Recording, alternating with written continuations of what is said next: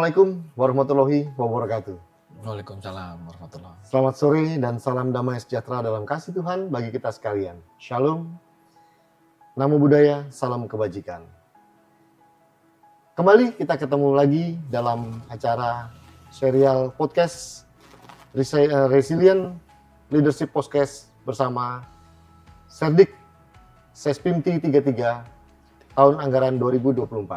Kali ini saya Serdik Robert Dedeo bersama Serdik Eko Wahyuniawan akan memandu jalannya podcast kita sore ini berkaitan dengan tema pemberantasan korupsi.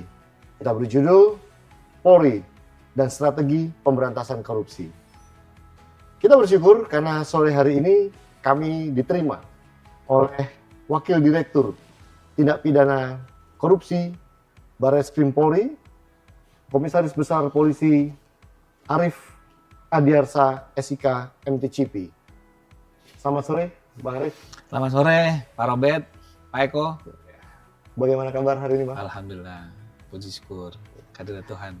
Sehat. Ya. Kami berterima kasih bahwa Bapak bersedia menerima kami untuk sedikit berdialog, bercerita tentang bagaimana strategi Polri dalam penanganan tindak pidana korupsi saat ini dan tantangan-tantangan yang akan dihadapi strategi-strategi dalam penanganannya di kemudian hari. Sore ini kami memang mengangkat tema anti korupsi, terutama pemberantasan korupsi sebagai salah satu ikon dari Sespimti Polri, khususnya bagi kami siswa atau peserta didik Sespimti Polri ke-33, Dikrek ke-33. Mungkin untuk mengantar dialog kita atau percakapan kita sore ini, berkenan mungkin Pak Wadir menceritakan, memberikan gambaran tentang bagaimana sih perkembangan tindak pidana korupsi di Indonesia dewasa ini, selain yang mungkin kita sering dengar beritanya di koran-koran atau di televisi maupun media massa lainnya. Silakan Pak, mungkin ada yang bisa disampaikan. Ya, berbicara tentang dinamika korupsi, ya sebenarnya sih gejala ini kan sudah dihadapi masyarakat sejak zaman prasejarah gitu. Jadi memang permasalahan korupsi ini kan sama usianya dengan sejarah manusia atau umat manusia itu sendiri. Dalam konteks Indonesia, katakanlah kita bergerak dari kemerdekaan gitu ya. Korupsi itu isunya setidaknya dalam catatan kita ya, di catatan Polri itu tahun 47 November itu Kepala Kepolisian Residen Kedu itu sudah menulis surat waktu itu kepada Kapolri tentang isu korupsi. Ya. Kemudian pada pada Maret 48 Menteri Kemakmuran waktu itu kemudian bersurat ya kepada Jaksa Agung dan Kepala Polisi waktu itu untuk merundingkan ataupun merapatkan terkait dengan isu korupsi yang saat itu mulai dipandang dapat meresahkan masyarakat. Jadi intinya adalah sejak tahun 47, ya 48 sebenarnya Indonesia juga dan Polri itu sudah ikut terlibat ya dalam isu korupsi. Nah dalam konteks saat ini memang dinamikanya itu ada naik gitu, Pak Robert, Pak Eko, dan rekan-rekan podcast Sespim sekalian. Saat ini kita menghadapi situasi yang mungkin katakanlah dibanding tahun lalu itu stagnan ya. Kalau kita rujuk katakanlah satu saja ke indikator indeks persepsi korupsi yang biasanya digunakan dan dikenal secara global. Gitu. Di seluruh dunia itu kan kita mengenal ya bahwa pengukurannya kan sulit ya untuk korupsi itu sebenarnya seperti apa gitu. Nah ini dipandang dan diakui oleh seluruh dunia bahwa kita secara global menggunakan atau merujuk pada IPK. IPK-nya sendiri mungkin bisa dikatakan kurang menggembirakan gitu Pak Robert ya. Karena skor kita itu stagnan, yaitu tahun lalu itu kita di angka 34 ya, sekarang juga 34. Kelihatannya stagnan, tapi sepertinya juga bisa dikatakan juga ada kemunduran gitu ya. Kalau kita boleh untuk jujur ya, karena memang bagian dari upaya pemberantasan korupsi adalah kita berani dan mampu untuk jujur menilai diri kita sendiri. Berarti dengan ada angka yang stagnan atau tidak menurun ini berarti menggambarkan bahwa tingkat korupsi di Indonesia makin tinggi atau makin rendah, Pak? Nah, stagnasi ini kalau kita menilainya absolut, ya berarti kan kita tetap ya. Tapi kalau kita nilai secara relatif, ya ternyata di negara yang lain itu juga mereka juga masing-masing berupaya untuk meningkatkan upaya pemberantasannya supaya korupsinya menurun. Nah, di luar negara kita itu banyak negara yang skornya itu meningkat. Jadi secara relatif peringkat kita jadinya turun gitu, Pak Robert. Kelihatannya skornya tetap di 34, tapi ranking kita agak signifikan turunnya gitu. Kita di posisi di 116 ya kalau nggak salah. Ya. Jadi ini warning juga kepada kita dan juga bahan kita untuk bisa berkaca untuk memperbaiki kita ke depan. Kira-kira gitulah. Kalau menurut Pak Arif sendiri atau Pak Wadil, kira-kira apa saja sih faktor-faktor yang menyebabkan ada bahasanya tadi apakah kita mengalami kemunduran atau kita belum berhasil untuk meningkatkan ranking atau prestasi kita dalam pemberantasan korupsi? Apakah karena ada keterbatasan di kita atau pengaruh lingkungan strategis atau mungkin karena memang modus-modus baru tentang tindak pidana korupsi ini bermunculan? Iya, kalau kita boleh melihat ya sebenarnya kan memang tantangannya itu bisa dilihat dari yang muncul dari tataran global gitu ya, di regional juga ada permasalahan dan juga di tingkat nasional dan bahkan di tingkat lokal gitu.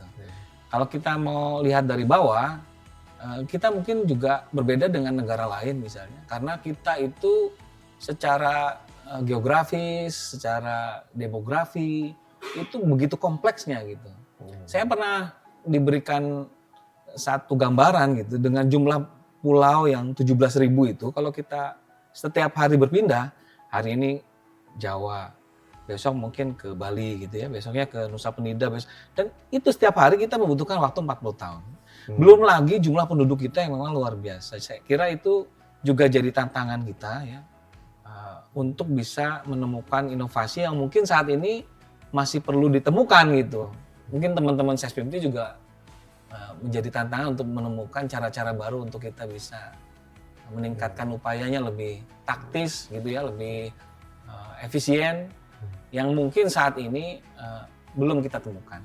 Jadi intinya pendeknya bahwa permasalahannya itu dari tingkat global juga kita mendapati, misalnya ada tantangan bagaimana sekarang konflik di tingkat dunia misalnya, baik secara pendekatan ekonomi maupun keamanan, ada banyak negara-negara yang berkonflik, termasuk juga tantangan bagaimana sekarang upaya kita merebut misalnya dalam konteks perdagangan dunia.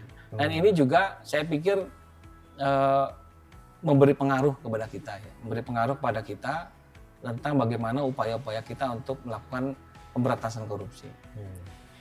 Namun sekali lagi memang saya melihat bahwa yang paling berat adalah dari internal kita sendiri terkait dengan diantaranya itu adalah konteks geografis dan demografis, dan juga mungkin kita juga dituntut untuk lebih bisa menguatkan struktur kita gitu ya, kemampuan kita, inovasi kita untuk lebih bisa kreatif untuk bisa menghadapi tantangan strategis di masa yang akan datang. Kalau mungkin bisa digambarkan secara lebih jelas, kira-kira pengaruhnya lingkungan strategis tadi seperti misalnya kondisi geografis maupun perkembangan penduduk segala macam dengan meningkatnya atau semakin memburuknya kondisi korupsi di Indonesia itu seperti apa ya Pak Arif? Misalnya begini ya, sekarang kalau kita bergerak dari perkembangan teknologi misalnya, teknologi ini kan penetrasi penggunaan telepon genggam misalnya, kemudian penetrasi internet yang masuk ke masyarakat itu kan luar biasa. Contohnya misalnya penduduk kita ada 270 juta, tapi sebenarnya pengguna internet dan pengguna mobil telepon genggam itu jumlahnya kan jauh melebihi itu. Nah, saya melihat diantaranya adalah pengaruhnya misalnya begini, pengaruh tentang konsumerisme misalnya, ya kan ya, konsumerisme, budaya-budaya hedonisme yang sebenarnya bersumber dari negara-negara barat ya, berbeda dengan negara kita. Ini kan penetrasinya cukup masif dan juga drastis, dan mungkin ini yang jadi tantangan juga bagi masyarakat kita di semua level lah ya, dari tingkat bawah maupun tingkat atas. Itu yang pertama. Yang kedua jadi mendorong orang untuk korupsi gitu, Pak? Ya, diantaranya itu karena kan mungkin misalnya termasuk juga informasi misalnya yang masif bagaimana perilaku koruptif di level tertentu, misalnya level atas gitu. Ini kan akan memberikan dorongan bahwa ternyata di daerah yang lain juga korupsi juga gitu. Nah, pada saat yang sama kita juga berupaya untuk mendorong ya, pemerintah kita kan mendorong untuk adanya pemerataan pembangunan.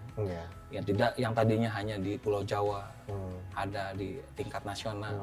Dicoba oleh pemerintah untuk didorong ke titik terluar, ke daerah-daerah, ke desa misalnya, ke daerah-daerah timur gitu. Nah, di sana misalnya dengan satu saja misalnya program dana desa misalnya atau bantuan anggaran dana desa, ini juga menjadi titik rawan yang lain ya. Kelihatannya kan kecil ya, maksudnya nilainya kecil per desa itu kan paling 1 miliar gitu. 800 juta kalau kita bagi misalnya 1 miliar dibagi 12 bulan kan nggak sampai 100 juta satu bulan. Masalahnya dengan demografi kita yang luas, struktur kita yang luas, kita punya 84.000 desa. Kalau di multiplikasi ya dikalikan kan hampir bisa sampai 80 sekian sampai dengan 100 triliun gitu. Nilainya Pak ya? Nilainya besar. Maka dari itu ini yang tantangan kita adalah bagaimana kita dengan metode surveillance misalnya pengawasan. Ya. Jadi kita lebih tertantang untuk mengawasi ya. penggunaan contoh seperti tadi. Betul. Punya tantangan lebih hebat, lebih berat untuk mengawasi penggunaan dana desa untuk bisa digunakan secara tepat. Iya, jadi memang inovasi pemerintah ya negara kita untuk memajukan kesejahteraan masyarakat melalui penggunaan mendorong anggaran ke daerah itu menimbulkan tantangan yang baru gitu. Nah, kita harus lebih siap lagi bagaimana dengan surveillance, dengan manajemen resiko, ya kan ya. Kemudian dengan regulasi yang lebih maju, dengan mekanisme audit yang tepat gitu.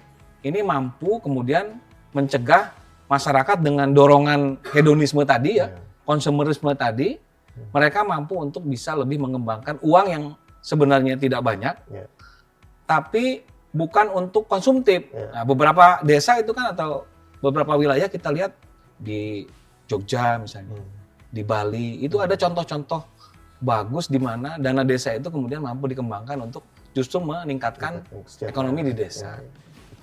Ini jadi isu di masyarakat terkait pemberantasan korupsi ini ya. Khususnya yang dilakukan oleh Polri kan biasanya menyangkut masalah transparansi dan akuntabilitas. Sebenarnya gimana sih untuk gambarannya yang masalah transparansi dan akuntabilitas terkait kinerja Polri dalam pemberantasan korupsi? Ya, memang ini transparansi dan akuntabilitas itu kan sebenarnya dua sisi mata uang ya. Itu sebenarnya menurut saya itu satu koin yang terdiri dari dua sisi mata uang. Bahwa akuntabilitas itu tidak mungkin terjadi tanpa adanya transparansi. Kaitan dengan penugasan kita gitu ya sebagai peran Polri dalam upaya pencegahan pemberantasan, memang diupayakan bahwa upaya untuk baik pencegahan gitu ya, kemudian penegakan hukum, contoh misalnya penegakan hukum lah. Kita berupaya dimulai dari pengelolaan pengaduan masyarakat itu sudah mengoptimalkan ya upaya untuk transparansi dengan para pelapor. Ya, kita menerapkan SOP internal kita sesuai dengan PP yang sekarang berlaku, bahwa seluruh pengaduan masyarakat itu akan diteliti melalui penelaahan dan verifikasi dengan jangka waktu tertentu yang sudah kita tetapkan, yaitu 30 hari kalender. Apapun bentuk hasilnya, kita akan laporkan dan akan kita catat. Dan seluruh pengaduan masyarakat juga kita akan catat. Walaupun memang misalnya seluruh aduan itu tidak selalu tanda kutip berkualitas gitu, tapi dengan jawaban kita, ya, dengan upaya kita melakukan penelaahan, verifikasi, itu setidaknya akan meningkatkan kepercayaan masyarakat kepada kinerja kita. Ya, yang pada akhirnya kita akan mampu dan sanggup untuk menjawab apapun pertanyaan terkait dengan keluhan dari masyarakat itu. Nah, dalam konteks upaya pemberantasan korupsi ini salah satu isunya menurut saya. Jadi pada saat kita meningkatkan transparansi, akuntabilitas dan penegakan hukum, maka pada akhirnya akan mampu meningkatkan legitimasi pemerintah di mata masyarakat. Mungkin itu salah satu contoh ya, Pak Eko, untuk yang konteks bagaimana sih sebenarnya transparansi dan juga akuntabilitas kita kalau dikaitkan dengan penegakan hukum. Contohnya itu ya. Dan kita selalu berusaha misalnya apapun, misalnya di wilayah gitu ya, di Polda, di Polres pada saat berupaya untuk menghentikan perkara, kita sudah atur secara internal, ya, ada standar operasional prosedur, bagaimana mekanisme untuk proses penghentian misalnya. Contoh misalnya terkait dengan kasus yang melibatkan kepala daerah misalnya, ataupun bahkan sekarang kalau mau menghentikan penyelidikan harus diuji dulu oleh para kasubdit pemantau. Apakah penghentian penyelidikan itu memang sesuai dengan kualifikasinya dan juga sesuai dengan substansi perkaranya. Nah, ini adalah salah satu bentuk kita untuk berupaya untuk akuntabel.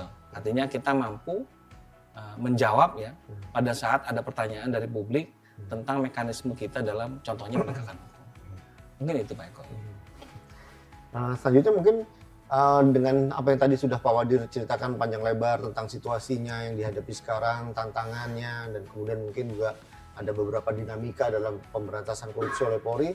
Sampai sejauh ini langkah-langkah apa saja yang mungkin sudah dilakukan oleh Direktorat Tindak Pidana Korupsi Barreskrim, baik berupa strategi ataupun mungkin ada inovasi-inovasi yang kira-kira diyakinilah setidak-tidaknya relevan atau cukup ampuh untuk bisa menjawab tantangan ataupun meningkatkan upaya-upaya kita dalam pemberantasan korupsi ini. Yang pertama mungkin kita juga sebagai organisasi Polri, kita juga merupakan bagian dari unsur pemerintah ya, di mana tugas pemberantasan korupsi kan tidak selalu hanya untuk Polri saja. Nah untuk itu maka kita merujuk pada mekanisme pemberantasan korupsi di tingkat nasional, di mana di tingkat nasional juga kita juga merujuk ke mekanisme tentang upaya pemberantasan korupsi di tingkat global.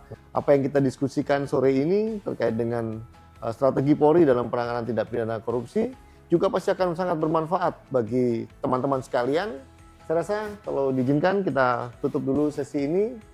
Terima kasih banyak atas atensi dan kesetiaannya untuk tetap mengikuti seri podcast Sespimti dalam serial Resilience Leadership Podcast bersama kami siswa ataupun peserta didik Sespimti Polri ke-33 tahun 2024. Saya akhiri, semoga Tuhan memberkati kita. Wassalamualaikum warahmatullahi wabarakatuh. Waalaikumsalam warahmatullahi wabarakatuh.